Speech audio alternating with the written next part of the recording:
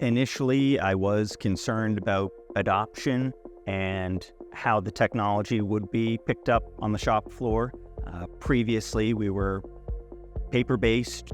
A number of our employees weren't accustomed to using computers. The software is intuitive, and our touch screens at each of our production lines makes it easy and intuitive for even non-native computer users to quickly pick it up. So I was impressed how quickly our employees were able to adapt to the new system.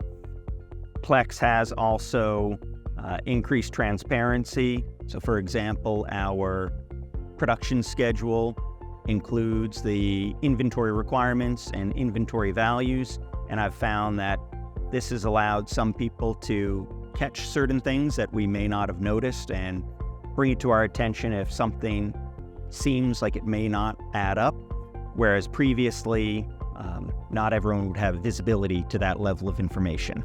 Our inventory management has definitely cut down on physical checks and has allowed us to click in and see specific history on any given pallet in the plant, and that has saved us a lot of time.